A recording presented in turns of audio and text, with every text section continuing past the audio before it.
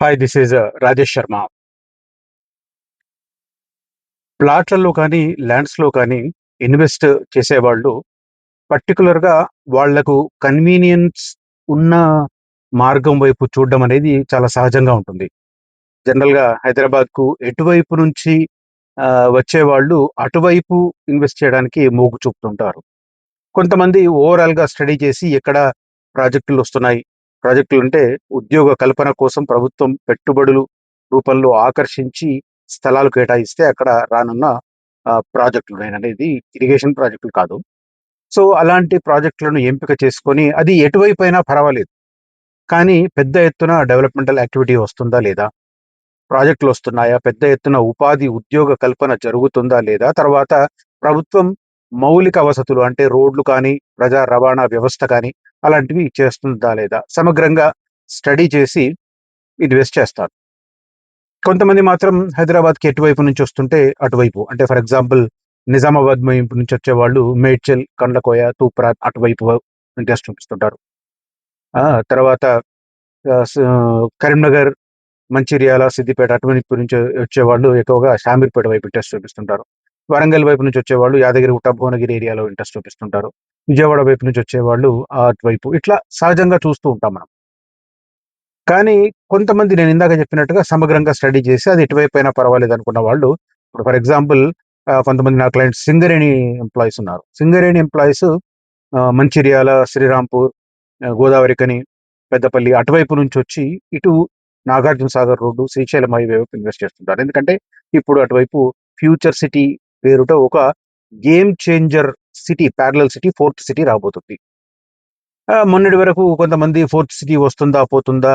అని రకరకాలుగా మాట్లాడుతుంటారు. కొంతమంది గమ్మత్తేంటంటే జర్నలిజంలో ఉన్నవాళ్ళు గూడా మాట్లాడుతూ ఉంటారు. అన్నీ కళ్ళారా చూసి కూడా ఎప్పటికొస్తుందో ఏంటో అని మాట్లాడుతుంటారు. సో, నేనైతే ఇప్పుడు జూన్ వస్తే 2 సంవత్సరాలు పూర్తిగా ఫ్యూచర్ సిటీ డెడికేషన్‌గా నేను వీడియోలు చేస్తూ ఉన్నాను. నేను చెప్తున్న వాటిల్లో ఆల్‌మోస్ట్ ఎవ్రీథింగ్ నిజమవుతుంది. జనరల్‌గా 100% అక్యురసీ ఉండడం అనేది చాలా రేర్. చాలామంది యూట్యూబ్‌లు చేస్తుంటారు. కొంతమంది హాఫ్ ఇన్ఫర్మేషన్‌తో చేస్తుంటారు. కొంతమంది వాళ్ళకున్న ప్రాజెక్ట్‌లను హైలైట్ చేస్తూ ఉంటారు. నేను మాత్రం ఫ్యూచర్ సిటీ డెడికేటివ్‌గా వీడియోలు చేస్తున్నాను. నేను చెప్తున్నవి అక్షరాల నిజమవుతున్నాయి. నేను గతంలో చెప్పిన ఎఫ్‌సిడిఏ కానీ, ఎఫ్‌సిడిఏ అయితే నేను విత్ నేమ్‌తో సహా చెప్పాను. ఫ్యూచర్ సిటీ డెవలప్‌మెంట్ అథారిటీ అని ఎగ్జాక్ట్ అదే పదాన్ని జీవోలో కూడా మెన్షన్ చేసింది ఈ ప్రభుత్వం. సో, అట్లా అక్యురసీ 100% నాది. ఇదంతా ఇప్పుడు ఎందుకు చెప్తున్నానంటే, మొన్న ఈ మధ్య నేను శంషాబాద్ దగ్గరలో బహదూర్ గూడా ఒక గేమ్ చేంజర్ కాబోతుందని చెప్పాను. దానికి రీజన్స్ కూడా చెప్పాను. ఆ వీడియోకు మంచి రెస్పాన్స్ వచ్చింది. ఇప్పుడు లేటెస్ట్‌గా ఒక రూట్‌లో గత 13 సంవత్సరాలుగా పెండింగ్‌లో ఉన్న ఒక కార్యక్రమం రూపు దాల్చుతుంది. నిజంగా అది గ్రేట్ అనే చెప్పాలి. 2013లో అనౌన్స్ చేసిన ఒక భారీ ప్రాజెక్టు, వేల సంఖ్యలో ఉద్యోగాలు తెప్పించే ఒక భారీ ప్రాజెక్టు. దాంట్లో రాష్ట్ర ప్రభుత్వం రోలు కేవలం భూసేకరణ మాత్రమే. కానీ కేంద్రంతో ఉన్న వైరి కారణంగా, వైరం కారణంగా, కయ్యం కారణంగా కేసీఆర్ ప్రభుత్వం అక్కడ భూసేకరణ మీద పెద్దగా ఆసక్తి చూపించలేదు. 12,650 ఎకరాల భూసేకరణ జరగాల్సి ఉంటే 2 మండలాల పరిధిలో కేవలం 2,000కు పైచిలుకు చేసి ఆపేసింది. అది కేంద్ర ప్రభుత్వం ఇచ్చిన ప్రాజెక్టు. దాని క్రెడిట్ కేంద్ర ప్రభుత్వానికి పోతుంది అని.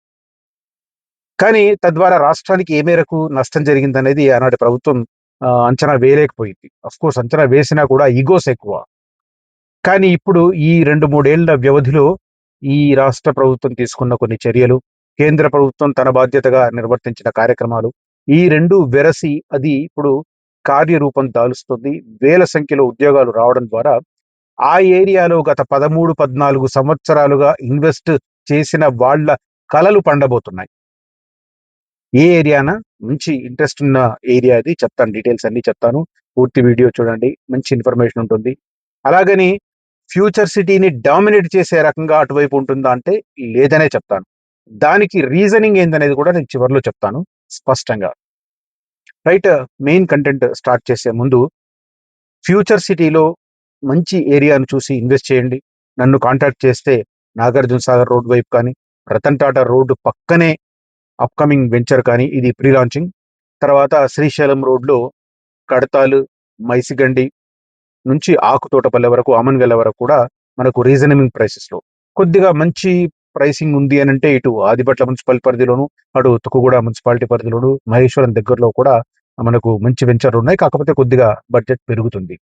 రీజనబుల్ బడ్జెట్, తక్కువ బడ్జెట్ అనుకున్న వాళ్ళు మాత్రం కడతాల్, అమన్గల్ వరకు ఉన్న స్ట్రెచ్ కావచ్చు, రతన్టాట దగ్గర కావచ్చు, ఇటు నాగార్జున సాగర్ రోడ్లో యాచారం సరౌండింగ్ ఏరియాస్ కావచ్చు, అప్ టు మాల్ వరకు కూడా మంచి రీజనింగ్ బడ్జెట్లో ఉంటుంది. ఇక్కడ నేను ఒక విషయాన్ని స్పష్టంగా చెప్పదలుచుకున్నా. ఫ్యూచర్ సిటీ మ్యాప్ ఎవరి దగ్గరన్నా ఉంటే క్లియర్గా చూసుకోండి. శ్రీశైలం రోడ్డు వైపు అన్ని వెంచర్లే ఉన్న కారణంగా అటువైపు భూసేకరణ చేయలేమని అధికారులు ప్రభుత్వానికి తేల్చి చెప్పేశారు. అదే రకంగా ఔటర్ రింగ్ రోడ్డుకు దగ్గరలో ఉన్న కొన్ని ప్రాంతాలు ఉన్నాయి. అలాంటి ప్రాంతాలలో కూడా ఈ కన్జర్వేటివ్ ఏరియా ఉండడం, ఫారెస్ట్ ఏరియాస్ ఉండడం, రిజర్వ్ ఫారెస్ట్ ఉండడం వల్ల కూడా అటువైపు సాధ్యం కాదు పెద్ద ఎత్తున అని చెప్పి తేల్చేశారు.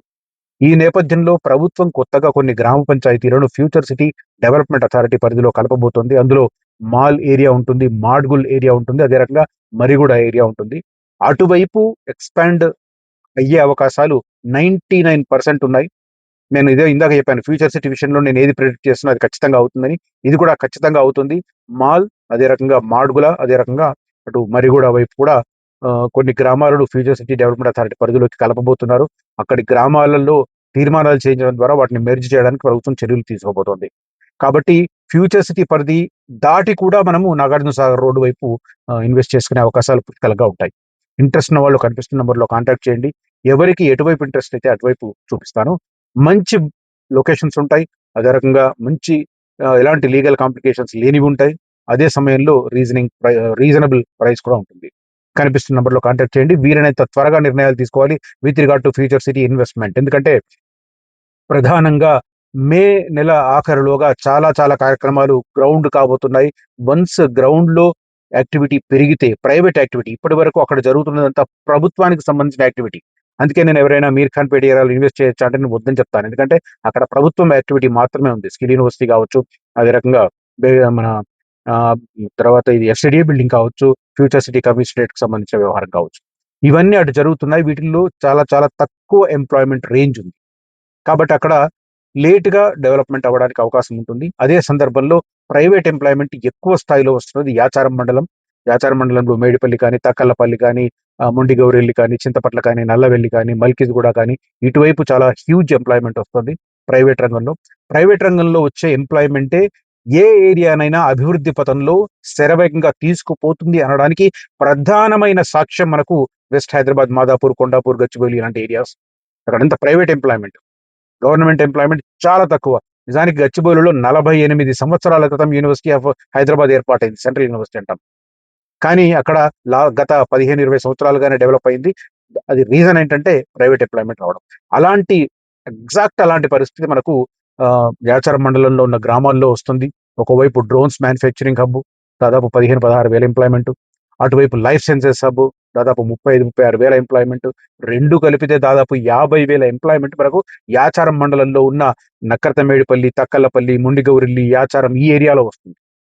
కాబట్టి ఆ ఏరియాలలో అతి తక్కువ స్థాయిలో మనకు వెంచర్లు ఉన్నాయి. కాబట్టి వీలైనంత త్వరగా అక్కడ ఇన్వెస్ట్ చేస్తే మాత్రం ఖచ్చితంగా లాభపడతారు. కనిపిస్తున్న నెంబర్లో కాంటాక్ట్ చేయండి.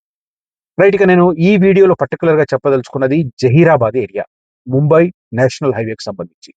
2013లో ఆనాటి యూపీఏ ప్రభుత్వం అంటే రాష్ట్ర విభజన కంటే ముందే హైదరాబాద్ దగ్గరలో ఒక నిమ్స్ అని అనౌన్స్ చేసింది. 12,650 ఎకరాలు సేకరించాల్సిన బాధ్యత రాష్ట్ర ప్రభుత్వం మీద పెట్టింది. దాంట్లో పెద్ద పెద్ద ప్రాజెక్టులు, పరిశ్రమలు రావడానికి కేంద్ర ప్రభుత్వం ఏర్పాట్లు చేసింది. దాన్ని మనం నిమ్స్ ఏమంటామంటే national investment and manufacturing zone అని నిమ్స్.